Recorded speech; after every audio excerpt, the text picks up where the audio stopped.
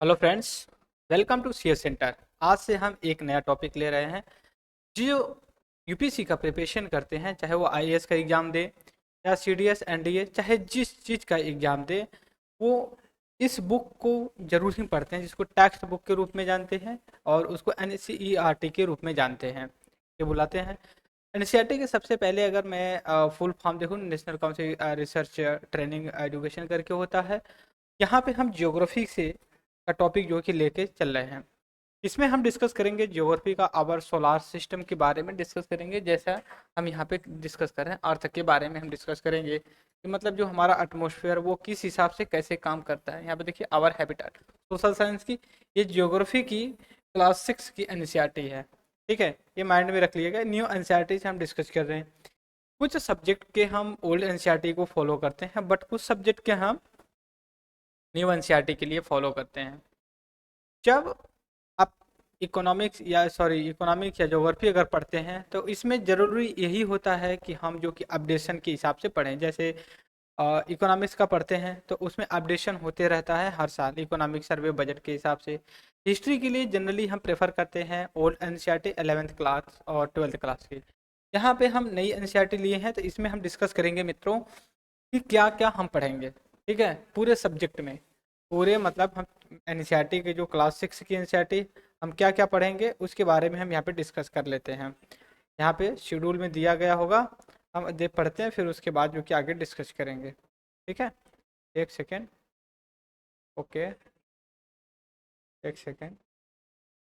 यहाँ पे देख सकते हो आप हमारा पूरा जो कि यहाँ पे चैप्टर वाइज कंटेंट में दिया गया है कि हमें क्या क्या पढ़ना। आज हम जो डिस्कस करेंगे मित्रों, वो अर्थ इन द सोलार सिस्टम के बारे में डिस्कस करेंगे कि क्या है और ये कैसे काम करता है। फिर नेक्स्ट क्लास में हम ग्लोब के बारे में डिस्कस करेंगे, लैटिट्यूड और लॉन्जिट्यूड के बारे में डिस्कस करेंगे। तीसरी class motion of the earth के रूप में जानेंगे। चौथी हम मैपिंग की क्लास देखेंगे। और फिर उसके बाद पांचवा देखेंगे डोमेन्स ऑफ द अर्थ, अर्थ पे किस चीज़ का सबसे ज़्यादा की डोमिनेंस है। उसके बाद छठा आवर कंट्री इंडिया के बारे में डिस्कस करेंगे। ये तो हमारे 6 लेक्चर डिस्कस करेंगे शॉर्ट में, और जिससे हमें ये पता चल सके कि हम क्या क्या पढ़ने वाले हैं। तो यहाँ हमने डिस्कस कर लिया। आज की जो क्लास है वो अर्थ के लेकर के जो सोलार सिस्टम है हमारा, उसको करेंगे। नेक्स्ट पे हम ग्लोब, लैटिट्यूड, लॉन्जिट्यूड के बारे में डिस्कस करेंगे। सबसे पहले बिना टाइम वेस्ट किए हम यहाँ पे आते हैं अपना सोलार सिस्टम, अर्थ के बारे में बात करते हैं कि क्या है ये सोलार सिस्टम। सोलार सिस्टम की बात करा जाए, बहुत ही ब्रॉडर सब्जेक्ट टर्म्स है। इसको आप इस तरह से कह सकते हैं कि जो हमारा सोलार सिस्टम है, ब्रह्मास्त्र है, या फिर बोल सकते हो ब्रह्मांड है। उसमें जो भी चीज़ें होती हैं, स्टार, प्लानेट, जिसको ग्रह उपग्रह बोलते हैं, सब चीज़ें ना, उन सारी चीज़ों को लेकर के यहाँ पे अगर आप बात करें प्रैक्टिकल, देखिए ये सन होता है यहाँ सेंटर पे, और इसके चारों तरफ यहाँ पे अर्थ है, स्टेटस है, मरकरी है, ठीक है, जुपिटर है, यूरस है। ये जो कि चारों तरफ जो है कि सर्कुलेशन में घूम रहे हैं। यहाँ पे एनसीईआरटी की जो सबसे अच्छी बात होती है मित्रों, ये होती है, पहली बात तो ये जीरो से शुरू करता है और आपके प्रैक्टिकल लाइफ से जो जुड़ी घटनाएं होती हैं वहीं से शुरू किया जाता है। इसलिए अगर आपसे अगर कोई कहे एनसीईआरटी पढ़ने के लिए मित्रों, तो यही आप उससे पूछिएगा, मतलब एनसीईआरटी को कैसे पढ़ा जाए। एनसीईआरटी सभी लोग सजेस्ट कर लेते हैं, लेकिन एनसीईआरटी को कैसे और कहाँ से शुरू किया जाए।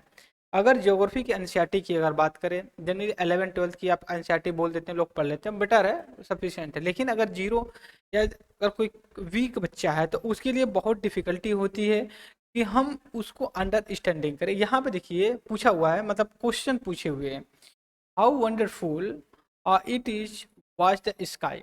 अगर आप स्काई को देखिए कितना अच्छा लगता है, स्पेशली सुबह और शाम को। इज इट क्लियर, मतलब सुनहरे तरीके का होता है। सन अगर सेट होता है, सूर्यास्त होता है, तब भी देखिए तो एक अलग तरीके का आपको देखने को मिलेगा, और स्काई का कलर भी आपको एक डिफरेंट तरीके का मिलेगा। अगर आप होल स्काई की बात करें, a field with tiny shining और the object some bright and other is dim. कुछ जो है कि बहुत चमकीले होते हैं, कुछ कम होते हैं। अगर आप रात में देखिए तो जो स्टार वगैरह होते हैं, आपको कहते हैं ना कि देखिए ये स्टार है जो ब्राइट कर रहा है, कुछ कम करते हैं, कुछ ज़्यादा। ऐसा क्यों करते हैं? वो आपके डिस्टेंस से कितने, आपसे कितने दूर या कितने डिस्टेंस पे हैं, उस चीज़ को लेकर के ये डिफाइन करते हैं। इसके बाद अगर से ब्राइट ऑब्जेक्ट ज़्यादा जो कि देगा, अगर आपसे नेक्स्ट पे चलते हैं, अगर आपसे और भी पूछा जाए, जैसे कि मान लीजिए अगर मैं कहूँ कि सन जो है कि दिन में दिखता है, या फिर बोल सकते हो आपकी स्टार नाइट में ही दिखता है, तो क्या दिन में वो कहीं चले जाते हैं? ऐसा सवाल दिमाग में आता होगा आपके। तो दोस्तों मैं बता दूं आपसे कि जब डे टाइम आता है, तो जब सन की लाइट पड़ती है ना, तो जो स्टार मून जो लोग होते हैं, उनकी लाइटें सूर्य की लाइट प्रकाश के सामने बहुत कम होती है। और ये जो है कि बहुत कम दे, लेकिन दूसरी ये भी चीज़ है, क्यों कम होती है? क्योंकि वो हमसे बहुत दूर है। ठीक है, लेकिन जो हमसे सबसे क्लोज में पड़ता है स्टार, वो जो कि सन पड़ता है। तो सन की वजह से जो कि हमें दिन में ज़्यादा प्रकाश मिलता है, जबकि वो जो स्टार होते हैं उनमें भी बहुत सारे लाइट जो कि छुपी होती है। इसके बाद अगर मैं चलूँ तो वहाँ पे जो अगर ये सेंटेंस देखिए, sun a moon and all these object shine in the night sky is called a celestial body. अगर आपसे पूछा जाए कि what is the celestial body, celestial body क्या होती है, ठीक है, तो जो मून सन होता है, moon all other those object the shine in the night. ठीक है, अब नाइट की यहाँ बात करें तो आपके दिमाग में आएगा सन तो नाइट को इस चमकता है, नहीं चमकता है, बट वो दूसरे साइड हो जाता है, हमारी तरफ नहीं आता है, जो खुद की अपनी एक लाइट होती है। इसके बाद सम सेलेस्टियल बॉडी है तो very big at the hot. जैसे अगर सन की बात की जाए तो सन के पास बहुत ज़्यादा हीट या गैसेस हैं, वो जैसे कि ज़्यादा लाइट देता है गैसेस, देर ओन हीट। जो सेलेस्टियल बॉडी की बात की जाए तो ये अपना खुद का हीट और लाइट होती है, ये नहीं कि कहीं और से उन पे लाइट पड़ती है। अगर अर्थ की बात की जाए तो अर्थ के पास खुद की लाइट नहीं है, वो सन की लाइट पे डिपेंडेंट होता है डे में, और नाइट में जो है कि स्टार वगैरह जो उनकी लाइटें पड़ती हैं। अगर चंद्रमा कहते हैं मून नाइट, ठीक है, डार्क नाइट, ऐसा कुछ वर्ड होता है, तो हम आगे डिस्कस करेंगे। इसके बाद कहता है they have on heat and light emitted large amount this celestial body is called star. अब देखिए स्टार का अगर डेफिनेशन देखा जाए, what is the star? Star एक ऐसा ऑब्जेक्ट जिसके पास अपनी खुद की लाइट और हीट हो, उसी को जो है कि स्टार। तो आपसे सवाल पूछूं मैं, क्या अर्थ एक स्टार है? नहीं, प्लैनेट है ये। अर्थ स्टार नहीं है, क्यों? क्योंकि उसके पास खुद की लाइट नहीं है, वो सन की लाइट पे डिपेंडेंट होता है। इसके बाद सन की बात करें तो सन जो है कि एक टाइप का स्टार है, क्योंकि इसके पास अपना खुद का जो है कि लाइट और हीट होती है, जो कि दूसरों को भी प्रकाश करता है। Countless a twinkling star in the night sky are smaller to the earth, but if we don't feel their heat or the light, they look so tiny because they have a very very far from us. क्यों? उनके पास तो होती है लेकिन उनका realise नहीं होता है। क्यों? क्योंकि वो हमसे इतने दूर हैं, क्योंकि उनका इम्पैक्ट हम पे नहीं पड़ता है। जैसे एक दूर जलती हुई लौ को अगर आप देखें, लाइट तो दिखेगी, बट उसका इम्पैक्ट या फिर उसकी हीट आपको रियलाइज फील नहीं होगी। बट अगर बात करें आपके पास कोई लौ जला दिया जाए, तो आप उसके पास रहेंगे तो उसकी लाइट यूज करेंगे, और उसकी हीट से आप जो कि रियलाइज भी करेंगे ना कि ये जो कि हीट हो रही है। इसके बाद नेक्स्ट टॉपिक पे चलते हैं, पेज पे। इसमें दिया है you must have notice that all object look smaller when seen from a distance. आप नोटिस करें, कितना भी ऑब्जेक्ट बड़ा हो, अगर आप उससे जितने दूर जाएंगे वो इतना छोटा दिखाई देगा, लेकिन जितने पास आएंगे उसकी साइज रियल साइज देखने को मिलेगी आपको। ठीक है, इसके बाद ये कह रहा है distance, how small aeroplane look when it is fly at the great height. ठीक है, प्लेन इतनी बड़ी होती है, आप देखते हो कितनी बसेस उसमें आ जाएंगी, क्योंकि बहुत सी बस ट्रक होती है उसमें डाल के इंपोर्ट किया जाता है। बहुत से प्लेन भी इतने बड़े बड़े होते हैं कि उसमें प्लेन भी डाल दिए जाते हैं, हेलीकॉप्टर। तो ये आप जब स्काई में देखेंगे तो प्लेन बहुत छोटी सी नजर आएगी। ठीक है, तो यही यहाँ पे कहने की कोशिश की जाए, अगर कोई स्टार या कोई हमारे ब्रह्मांड या फिर सोलार सिस्टम में कोई दूर पे है, तो हम उसकी डिस्टेंस को जब देखेंगे, डिस्टेंस मेंटेन करके उसकी साइज जो कि छोटी आएगी। उसके बाद while watching the night sky, you may notice various pattern form by a difference group of the star. अगर आप नाइट में इमेजिनेशन करिए, आप उसमें देखिए, आसमान की तरफ देखिए, तो आप एक अलग तरीके का जो है कि इमेजिनेशन कर सकते हो। ठीक है, एक अलग तरीके की सीरीज बनती है। जैसे मान लीजिए कि अगर स्वदेश मूवी देखे हो आप, तो उसमें आप इस चीज को रियलाइज कर सकते हैं कि उसमें बताया जाता है। उसके बाद ये कहा जाता है जो ग्रुप बनते हैं स्टार का, अब उनको कहते हैं कॉन्स्टेलेशन। कॉन्स्टेलेशन। उसके बाद यूरस मेजर और the big bear is one constellation. One of most easily recognizable constellation is the Saptarishi. सप्त ऋषि का शब्द है 7 स्टारों का एक ग्रुप। ठीक है, क्योंकि स्वदेश मूवी में ऐसा बताया जाता है कि देखो ये इस हिसाब से, इस डायरेक्शन में आप इसको कनेक्ट करिए इमेजिनरी लाइन से, एक आपको हल बन के जाएगा। तो जो सप्तऋषि की बात की जाए, 4-7 स्टार का एक ग्रुप होता है एक फ्रेम में, और उनको लिंक करना पड़ता है कि नहीं, अच्छा एक इस आकार है, यहाँ से है, यहाँ से, तो ये पिरामिड बन रहा है। तो ऐसे ही हल्के आकार का जो होते हैं कोस्टलियर को, इसको कहते हैं सप्तऋषि। सप्त का मतलब है 7, ऋषि का मतलब है सागा। इसके बाद देखिए group of the 7 star. Is that clear? अब यहाँ फिगर में आप देखो 7 स्टार, 1 2 3 4 5 6 और 7। लेकिन इसका ये भी कहना कहा जाता है कि जो सबसे नीचे के 2 होते हैं उनको कनेक्ट करके और उसको आप आगे ले जाओ यहाँ पे नॉर्थ पोल की तरफ, क्योंकि आप जब नॉर्थ पोल उत्तरी गोलार्ध की तरफ देखेंगे, उत्तरी दिशा की तरफ, तब ये आपको इमेजिन होगा। और नीचे के दिए गए 2 को अगर इंटरकनेक्ट करेंगे और आगे जाएंगे तो आपको नाइट में वो नॉर्थ स्टार या पोल स्टार आपको देखने को मिलेगा। यहाँ से यूपीएससी ने सवाल भी पूछा हुआ था कि सपोज करिए आप डेजर्ट एरिया में हैं, आपको डायरेक्शन या दिशा भ्रम हो जाती है, तो आप क्या करेंगे, कैसे आप जो है कि डायरेक्शन को फॉलो करेंगे। आपके राइट, आपको जो है कि साउथ में जाना है, लेकिन आपके right hand side north pole दिखाई देता है, तो आप अपने बॉडी से किस तरफ मूव करेंगे। ठीक है, तो ऐसा ही कुछ होता है। सपोज करिए कि मैं ऐसे खड़ा हूँ और मेरे सामने ही जो है कि नॉर्थ स्टार दिखाई दे रहा है, तो हमें मान लीजिए ईस्ट जाना है, तो हम अपने राइट हैंड साइड टर्न होंगे और इस तरफ चले जाएंगे, और राइट हैंड साइड जो जाएंगे तो हम ईस्ट अपने टारगेट या मंजिल की तरफ बढ़ जाएंगे। तो यहीं पे ये कह रहा है कि यहाँ से कनेक्ट करिए, ये सप्तऋषि है। अब पॉइंट स्टार। इसके बाद अगर और आगे चले, हम आगे देखते हैं इन एंशियन टाइम। अब प्राचीन समय में लोग दिशा निर्धारित करने के लिए, ऐसा कंपास वगैरह होता नहीं था, मैग्नेट होता, मैग्नेट से करते, लेकिन सब लोग नहीं करते थे। जब नाविक लोग होते थे वो सन का ही, नॉर्थ पोल या नाइट पोल का, स्टार का ही हेल्प ले करके वो काम करते थे। जैसे यहाँ पे मैंने दिखाया कि इधर नॉर्थ में जा रहे हैं कि ईस्ट में जा रहे हैं। अब तो मान लीजिए बहुत एडवांस टेक्नोलॉजी हुई, लेकिन जब हम एंशियंट टाइम में थे तो इतनी एडवांस टेक्नोलॉजी नहीं थी, हम नेचर के डायरेक्शन से चलते थे, जिसको पोल स्टार के रूप में जानते हैं। It always remain in the same position in the sky. एक चीज और देखिए, जो पोल स्टार होता है, ये हमेशा एक कांस्टेंट प्लेस पे ही होता है।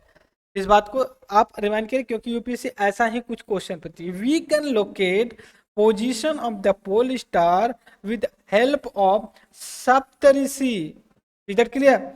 इसका फिगर 1 में यहाँ पे दिया गया है। के बाद अगर मैं और आगे चलूं आप लोगों के साथ लेकर के, तो क्या कहा जाए, some celestial body don't have their own heat and the light. जो सेलेस्टियल बॉडी होती है उनमें कुछ ऐसे होते हैं, उनके पास अपना खुद का प्रकाश या हीट या ऊर्जा नहीं होती है।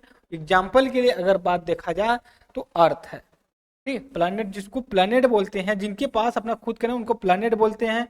प्लैनेट में ही जो कि आपका अर्थ आता है, अर्थ स्टार नहीं है, प्लैनेट है। प्लैनेट का डिफिनेशन यही होता है जिनके पास अपना खुद का हीट नहीं होता, लाइट नहीं होती, वो दूसरे के ऊपर डिपेंडेंट होते हैं कि वहां से लाइट आएगी। जैसे अर्थ के पास अपना खुद का लाइट नहीं है, वो सन और स्टार जो होते हैं वहां से, या बोल सकते हो आप स्टार तो सन भी है, सन या मून जो है, वहां से जो लाइट आते हैं उस पर डिपेंडेंट होते हैं।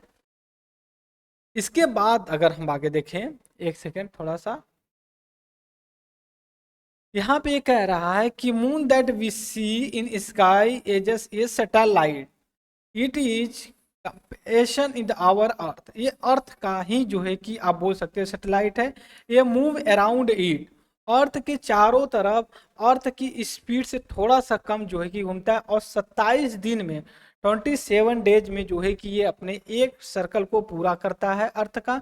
सम of them have their own moon too, और भी जो प्लेनेट हैं उनका भी अपना खुद, क्योंकि कितने प्लेनेट, 7-8 है हमारे पास प्लेनेट, ठीक है, मंगल बुध बीफा शुक्र से कुछ बोला जाता है। फिर उसके बाद अगर हम सोलार सिस्टम की बात करें मित्रों, सोलार सिस्टम की बात करें, क्या सोलार सिस्टम में सन भी आता है जो स्टार आप बोलते हो आप, 8 प्लैनेट भी आते हैं जो अर्थ है, सैटेलाइट भी होती है, सम अदर सेलेस्टियल बॉडी भी होती, नो एज एस्टेरॉयड एंड मेटेरॉयड। अब इनको हम एक एक करके डिस्कस करेंगे। सन क्या है, 8 प्लैनेट क्या है, सैटेलाइट क्या है, अदर जो सेलेस्टियल बॉडी हैं जैसे डेब्री वगैरह बोला जाता है वो क्या है, एस्टेरॉयड क्या है, मेटेरॉयड क्या है। Is that clear? इसके साथ ही साथ हम ये भी डिस्कस करेंगे मित्रों कि क्या सन के बारे में डिस्कस करेंगे। अब आगे चलते हैं, हम सन के बारे में डिस्कस करेंगे। यहाँ पे देख लिए, मैं थोड़ा सा रोटेट करूंगा इसको, ठीक है, रोटेट करके देखता हूँ कि प्रॉपर शेप में आ जाता है कि नहीं आता है। ठीक है, आ गया, ओके गुड, ओके। एक सेकंड, थोड़ा सा पॉइंट हम और कम करेंगे। अब देखिए इसमें यहाँ पे आ गया, मैं थोड़ा सा मार्क कर देता हूँ, फिर इसको याद करने का एक मैं ट्रिक बताऊंगा, आगे दिया भी गया। ये आप देख सकते हो कि सन है, ठीक है, सन यहाँ पे है। अब यहाँ पे जो पहला है ये मरकरी है, ठीक है, प्लैनेट। दूसरा आप यहाँ पे देखेंगे तो आपको जो कि और भी कोई मिलेगा, लेकिन जब अर्थ की बात करेंगे तो अर्थ आपको यहाँ पे मिलेगा। ये वेनस है, अर्थ है, तो इसका मार्स है। फिर मार्स और जुपिटर के बीच में एस्टेरॉयड पाए जाते हैं, ठीक है, ये आपका। और ये भी चीज मैं बता दूं, जो जुपिटर है, जुपिटर सबसे बड़ा साइज में है। इसके बाद जुपिटर के बाद जो कि स्टेरस आता है, और इसके चारों तरफ एक गैस का लेयर बना होता है, ये आप देख सकते हो, ये यूरेनस है। केवल लास्ट में नेपच्यून है। अब इसको याद करने के लिए, हालांकि इसमें डे वगैरह सब कुछ दिया गया है, लेकिन सवाल में नहीं पूछता है, लॉजिक बता देता हूँ। जो सबसे सन के पास है वो सबसे जल्दी कम समय में सन का चक्कर काट लेगा, चक्कर पूरा कर लेगा, तो क्या है, मरकरी। जो दूर होगा, यह नेपच्यून की अगर बात करें, जो दूर होगा वो सबसे ज्यादा जो कि सर्कल बना, जो कि डिस्टेंस या टाइम लेगा। अब इसको याद करने के लिए इसकी जो है कि सीरीज क्या है आगे दिया गया है, हालांकि हम अभी यहाँ पे बात नहीं कर रहे हैं, उसको बातें कर, अगर देखा जाए तो उसमें ये कहा जाता है, my very anger mother serve a just noodle. ये शॉर्ट मतलब एक याद करने के लिए, मेरी गुस्साई हुई मदर जो कि हम लोगों को केवल नूडल्स ही परोसी, इंग्लिश में सेंटेंस से बन रहा है। यहाँ पे अगर आप इनर प्लैनेट, आउटर प्लैनेट, ये सारी चीजें हम अभी यहाँ पे नहीं डिस्कस करेंगे, आगे हम देखते हैं कुछ दिया गया होगा।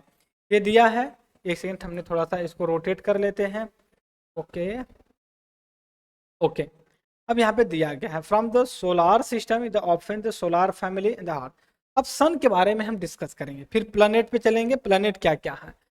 सन ये कहता है द सेंटर में होता है सोलार सिस्टम के, इसके पास huge and made extreme heat hot gases सोचिए, ये प्रोवाइड क्या करता है, कूलिंग, मतलब ये अपनी तरफ सारी प्लेनेट को होल्ड करके रखता है, किसी को बाहर नहीं जाने देता है। इतनी तगड़ी इसकी ग्रेविटेशनल फोर्स आप बोल सकते हो, या पुलिंग फोर्स इसका बोल सकते हो आप। इसके बाद जो बता extreme hot, it provide a pulling force that behind a solar system, solar sun is the ultimate source of the heat and light for solar system। Solar system जो हमारा है उसके लिए, जो प्लैनेट की बात कर रहे हैं, जो कि इसके लिए सफिशियंट हीट प्रोवाइड करवाता है, लाइट प्रोवाइड करवाता है। लेकिन प्लैनेट की जो हम बात करें, ये 8 प्लैनेट हैं टोटल। पहला अगर हम बात करें जिसको सन से डिस्टेंस के हिसाब से हम करें, मरकरी है, दूसरा आपका वीनस है, तीसरा अर्थ है, चौथा मार्स है, पांचवा जुपिटर है, छठा जो कि स्टर्न है, और छठा जो कि आपका यूरेनस है, और जो कि लास्ट में नेपच्यून है।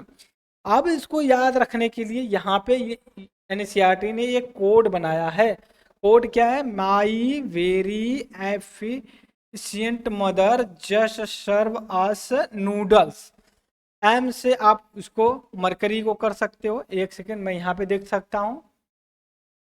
एम से आप मरकरी को मार्क कर सकते हो आप, ठीक है।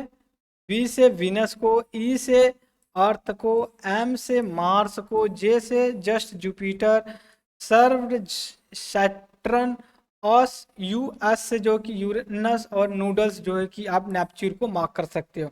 ये जो ऑल प्लेनेट 8 हैं ये फिक्स्ड पाथ में घूमते हैं सन के, और ये जो घूमते हैं इलोंगेटेड होते हैं, और ये इनकी घूमने की जो प्लेस होता है, जो रास्ता होता है, उसको हम ऑर्बिट बोलते हैं। मरकरी इज नियरेस्ट, सबसे कम समय लेता है, जो सबसे दूर जाता है उसको जो कि ज्यादा समय लगता है। हम आएंगे अपने अर्थ पे, अब डिस्कस करेंगे। ये प्लैनेट का जो शेप होता है साइज के हिसाब से ये तीसरी है, ठीक है। थर्ड थर्ड जो कि नियरेस्ट होता है, फिफ्थ जो कि लार्जेस्ट प्लैनेट होता है।